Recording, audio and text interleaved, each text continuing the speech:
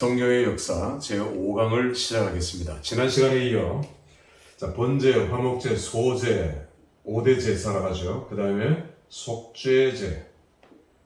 속죄제는 나와 하나님과의 관계에 대해 제물을 드리고 회개하는 거예요.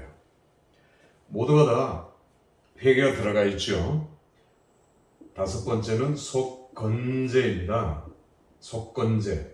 혹은 보상제라고도 얘기하죠. 보상제. 왜 보상제라고 하느냐면 속건자, 건자는 행위 행자에다가 마음 심자가 있죠. 마음으로 하지만 행위로, 행동으로 이제 옮기는, 보상하는 거죠. 내가 남의 것을 이제 뺏었다면 그의 배를 보상하는 제도가 속건제. 단순히 보상하는 것이 아니라 이제 거기에 진정으로, 마음으로, 회개하는 마음으로 보상하는 제도다. 그래서 이 5대 제사라 합니다. 더 자세한 것들은 레위기를 통해서 혹은 레위기에서 더 배울 수 있는 기회가 있겠죠. 자, 이제 여러분들의 교재로 제4과를 보면 4장, 광야에서의 이스라엘, 민수기 1장부터 나오는 이스라엘 백성들이 민수기 1장부터 군대 체제를 가동하면서 올라가죠. 가나안 쪽을 향해서 올라갑니다. 가나안 쪽을 향해서 올라가다가 사흘, 3일 만에 불평하고 원망하게 돼요. 그때 하나님께서 불을 보내셔서 진 맨 끝을 살라요. 그러니까 진들이 이렇게 쭉 있으면 맨 끝부분, 하나님의 경고죠. 맨 끝부분은 불을 삽니다. 하나님의 경고, 징계. 그런데 진 끝에서부터 시작된 이 불평, 불만, 불이 점점 중앙으로 옮겨요. 한가운데로 옮겨갑니다. 한가운데로 옮겨가는 사건이 아론과 모세의 누이 미리암의 반란이죠. 이건 누나하고 형인데 모세에 대해서 대적하고 반란을 일으켜 하나님께서 너에게만 말씀하시더냐? 우리는 아니더냐?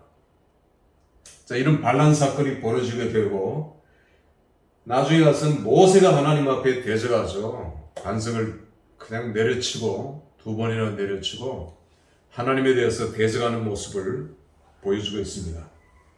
그래서 점점 우리도 당하는 시험이나 어떤 불평, 불만, 교회 공동체도 마찬가지죠. 맨 끝에서 별것 아니다 혹은 한두 사람이 저 끝에서 주일학교에서 시작된 불평, 불만이 점점 내부를 향해 들어오는 불평, 불만을 차단하거나 이걸 해소하지 못한다면 점점 커지는 거예요. 심지어 모세 당사자가 하나님 앞에 원망하고 불평하는 모습을 보여줍니다. 그래서 모세 하나님 앞에 불평하고 원망할 때 하나님께서는 70인 장로에게 성령을 부어주시죠. 여기서도 역시 7 완전수의 배수가 나오죠. 10배수. 그런데 70인 장로 중에 2명은 못 왔어요. 2명은 성소에 와야 되는데, 하나님의 성막에 와야 되는데, 그때 이제 여호수아가 또 다른 사람들이 안 온 사람들한테는 주지 말자. 안 온 사람들한테 왜 하나님 주십니까? 모세는 그들도 받아야 된다. 참 하나님의 은혜죠. 교회 모든 사람들도 하나님의 같은 은혜가 주어진다면 교회 안 와도 됩니까? 이럴 수도 있겠죠. 이때는 엄격한 때였었고 이런 것들이 적용이 되었던 때였습니다. 결국 가데스 바네아에서 온 그들은 정탐꾼들을 보내고 지난번에 설명했듯이 실패하죠. 그리고 에돔 왕에게 사신을 보내서 에돔 왕은 이른 지하에 거절하고 이제 그들은 밑으로 엘랏까지 와서 올라가면서 또 불평하게 됩니다. 길이 험하죠. 사막길이고 그리고 아마 우리는 추상적으로 이렇게 얘기할 수 있는데 저는 사막 체험을 해봤거든요. 몇십 분 죽을 맛입니다. 햇빛은 엄청 따갑죠. 아마 온도계를 직사광선을 이렇게 들이대면은 70도까지 올라갈 거예요. 계란 후라이가 되고 뭐 이 정도입니다. 얼마나 뜨거워요. 모래에 바로 푹푹 빠지죠. 신발이나 제대로 있었겠어요? 모세는 발바닥으로 했다, 걸어갔다 했는데 신발이 뭐 제대로 있었겠냐고요. 그러니 걷기만 해도 불평불만이 자연스럽게 쏟아서 나올 수밖에 없어요. 그걸 해보니까 우리가 차를 타고 뭐 이렇게 갈 때는 뭐 이스라엘 백성들이 그랬을까? 설마 그랬을까? 3일인데 그 3일을 못 참았을까? 그런데 30분도 못 참습니다. 직접 해보면. 그 길을 그들이 걸어갔던 거죠. 자, 이렇게 해서 38년의 광야 생활이 끝나는데, 특별히 그 38년 이스라엘 광야 생활 동안 3건의 큰 반역 사건이 있었습니다. 첫 번째가 고라의 반역. 고라는 모세 친척이에요. 레위 지파니까. 근데 고라가 제사장 되기를 원했습니다. 대제사장에 대한 야심이 그에게 있었죠. 그래서 루벤 지파의 그 대표되는 사람들, 루벤 지파는 장자 지파인데 자꾸 뒤로 소외되죠. 유다 지파가 앞장서고 유다 지파가 장자권을 얻고 하니까 루벤 지파가 뿔이 난 거죠. 루벤 지파 일부가 합세했어요. 거기다가 족장, 유명한 족장들 250명이 대단한 겁니다. 250명이 들고 일어났어요. 고라와 250명의 반역. 성소에 다 모이겠습니다. 하나님께서. 그리고 모든 백성이 지켜보는 가운데 땅을 가르고 250명을 수장시켜 버렸어요. 그들은 지옥을 맛본 겁니다. 그냥 지옥으로 그냥 떨어진 거죠. 이 고라의 사건을 통해서 백성들이 하나님을 얼마나 두려워하고 하나님이 세우신 모세를 얼마나 두려워했겠는가. 이것이 첫 번째 반역 사건이고요. 두 번째 반역 사건은 반석을 쳐서 민수기 20장에 보면 하나님께서 반석을 치라 그렇게 하지 않았어요. 명하라 그러면 물이 나오리라. 그러는 모세는 2번을 내리쳤거든. 혈기. 너 이것 때문에 가나안 땅에 들어가지 못한다. 하나님께서 모세를 경고하셨는데 모세는 뭐 별 회개 없이 그냥 지나쳐 버렸습니다. 세 번째는 불뱀, 녹뱀 사건이죠. 원망하고 불평하는 그들에게 하나님께서 불뱀, 지금도 광야에 시뻘건 불뱀이 있습니다. 불살모사 같은 불뱀들을 보내셔서 물게 하고 퉁퉁 부었고 그들은 천막 안에서 죽어갔어요. 그러자 모세가 외칩니다. 선막 밖으로 기어나와서 녹뱀, 하나님께서 쳐들게 하신 녹뱀을 보라. 이걸 보는 자마다 살리라. 녹뱀은 역시 예수 그리스도의 타이폴로지입니다. 로마서에서도 예수 그리스도의 타이폴로지인 것을 계속해서 강조하고 있어요. 쳐다보면 살리라. 누구든지 구원을 얻으리라. 예수 그리스도를 믿기만 하면 쳐다보지 않았어요. 예수는 믿지 않았어요. 영접하지 않았어요. 그리고 그들은 천막 안에서 이를 악물고 원망하고 불명하며 이를 갈며 죽어갔습니다. 이게 불뱀 사건이죠. 그리고 녹뱀 사건입니다. 자, 이제 이스라엘 백성들은 옆에 불평 불만도 하면서 그 트랜스 요르단, 제가 지난 시간에 이렇게 바다를 그리고 지중해 그리고 평야 이쪽 모압 땅, 모압 지역, 평야 지역, 지중해라 했어요. 트랜스 요르단 갈매기가 날면 30분 정도. 이건 좁은 의미에서의 트랜스 요르단입니다. 넓은 의미에서의 트랜스 요르단은 요단강 동편을 모두 의미해요. 이따가 더 자세하게 보겠습니다만 보통 트랜스 요르단 이런 표현을 쓸 때 특별히 지정한 장소가 아니고 일반적인 트랜스 요르단은 요단강 동편이에요. 자, 불평하면서 트랜스 지역으로 올라갑니다. 올라가죠. 올라가다가 암몬,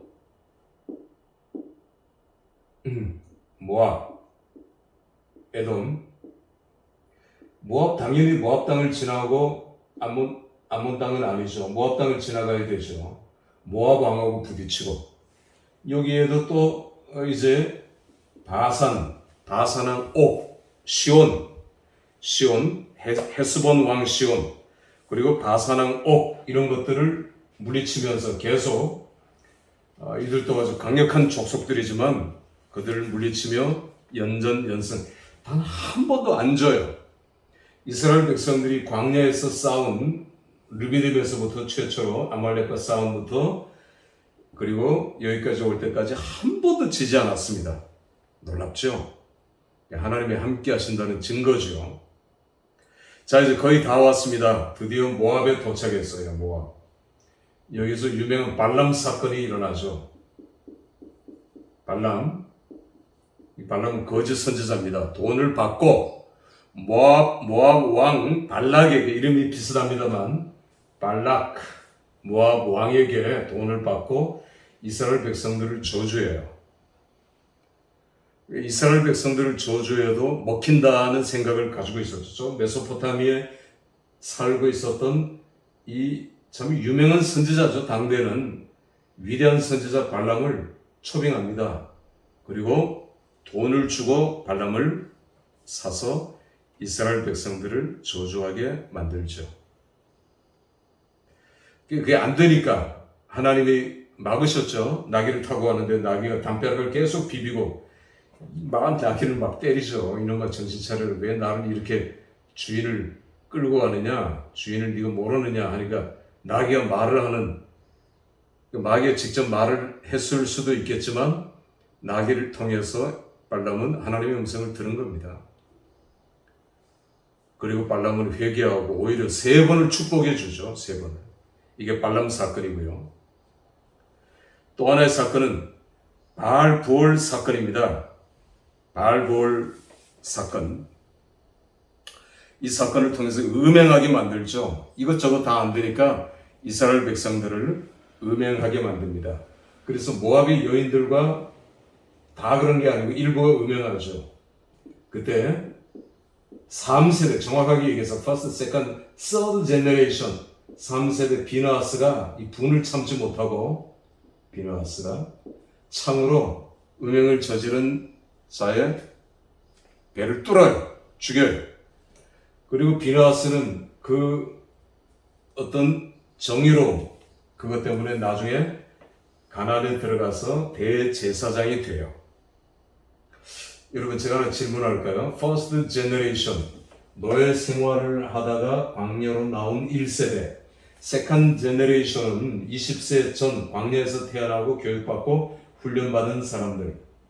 그럼 First generation이 나이가 많아서 죽었겠습니까? 광야에서 가나안 땅에 못 들어오고 너희 다 못 들어온다 했죠? 38년 동안 갈렙과 여호수아 이외에 단 한 사람도 어느 누구도 가나안 땅에 들어올 수 없느니라. 그러니까 여호수아와 갈렙보다 나이가 많은 사람도 있을 거 아닙니까? 그러니까 이 사람들이 퍼스트 제너레이션이 나이가 많아서 다 소멸했느냐 광야에서, 아니면 불순종해서 광야에서 다 소멸했느냐? 몇 번이에요? 2번입니다. 불순종했어요. 계속 불순종하고 광야에서 적어도 유추해서 가면은 80만 명이 광야에 무덤을 남겼어요. 죽었어요. 그리고 광야에서 자라고 태어난 세컨드 제너레이션, 아까 비느하스는 서드 제너레이션이라고 했죠. 이렇게 마지막 소멸은 모압에서 음행을 한 1세대, 퍼스트 제너레이션입니다. 1세대들이 마지막 소멸이 돼요. 그렇게 범죄해서 다 소멸돼요. 죽어요. 없어져요. 그리고 이제 2세대죠. 새로운 세대. 제가 3세대라고 얘기한 건 그 사람들이 또 낳은 자녀들 중에서 성장한 비너스 같은 사람이죠. 자, 이 사람들이 모압 땅에서 건너편을 향해 마주보면서 하나님과 모압 언약을 체결하는 내용이 신명기예요. 신명기. 제 신자를 써서 신명기는 반복된다는 그렇게 이해하는 사람들이 많이 있는데 반복되기도 하지만 중요한 것은 미시적 관점이다. 거시적 관점이 아니에요. 미시적 출애굽기의 율법보다 신명기 율법이 더 세밀하게 더 세부적으로 왜 미시적 관점입니까? 또 하나는 모압 언약이에요. 같으면서도 달라요. 시내산 언약과 모압 언약의 주체자가 다릅니다. 시내산 언약의 주체자는 first generation이었어요. 그러나 모압 언약의 주체자는 second generation입니다. 1세대가 소멸됐기 때문에. 그러니까 그게 달라요, 결정적으로. 그러니까 시내산 언약의 first generation은 시내산 언약을 체결하고 다 소멸됐어요. 신명기는 second generation입니다. 이 사람들이 모압 언약을 체결합니다. 시내산 언약도 중요하지만 모압 언약이 더 중요해요. 이 더 자세한 것들은 우리가 언약 신학을 공부할 때 더 자세하게 공부할 수 있을 것입니다. 지금 맛만 보고요. 자, 이렇게 해서 가나안에 들어갑니다. 가나안에 들어갈 때 여러분들이 아는 대로 또 우리가 지난 시간에도 배웠죠. 가나안 정복, 가나안 입성. 제가 가나안 전쟁을 7년 전쟁이라고 얘기를 했는지 모르겠는데 이게 완전수가 이렇게 많이 나오는 거예요. 공교롭게도 미국의 남북전쟁은 7년이었어요. 자, 여기죠. 여리고입니다. 제가 남부지방의 중요한 요새는 헤브론이라 했죠. 헤브론. 북부지방은 하솔이에요. 하솔. 야빈 왕 할 때 야빈은 애굽의 왕들을 바로라죠. 파라오입니다. 바로. 모든 왕들의 호칭은 바로예요. 우리나라 조선시대 때는 전하죠. 속국이니까, 중국의 속국이니까. 중국은 황제라 불렸죠. 로마는 다 케이사르라 불렀습니다. 시저. 그런데 이제 아람 왕들의 호칭이 야빈이에요. 다 야빈. 그래서 야빈이 한 200년 간격을 두고 두 명이 나옵니다. 이거 뭐냐? 이름이 동명이인이냐? 동명이인이죠. 그런데 왕에 대한 호칭이라는 말입니다. 왕에 대한 호칭. 하솔은 여리고보다 30배나 더 커요. 면적이. 그러니까 하솔은 제국입니다. 수도죠. 아람의 수도고 제국이에요. 수많은 도시국가로 형성되었다고 했죠. 크게 7년 전쟁을 3개로 나누는데 첫 번째는 중부전쟁. 여기 중부죠. 그래서 여리고, 베델, 아이성에서 그들은 실패하고 그 다음에 아간을 제거한 후에 세겜으로 향하죠. 여호수아서 8장 35절 이하입니다. 여기서 세겜 언약, 이걸 저는 이제 언약 신학을 가르칠 때 1차 세겜 언약이라고 그래요. 1차 세겜 언약.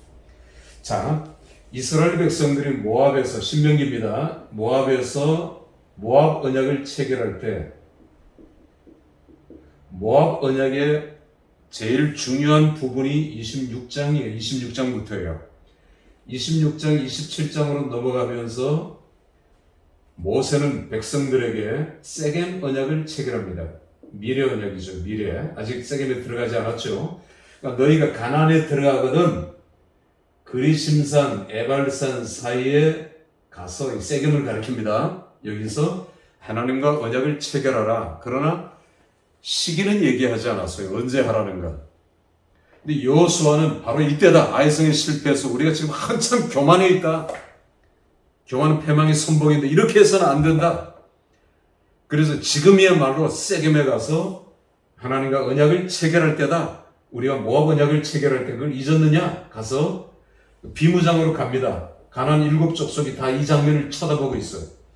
아브라함이 최초로 단을 쌓은 상수리 나무 옆에 모래. 우리 이런 자갈 모래가 아니고 이름이 모래예요. 그 세겜에서 언약을 체결합니다. 세겜 1차 언약을 체결하는 거죠. 이번 시간 이렇게 마치겠습니다. 수고했습니다.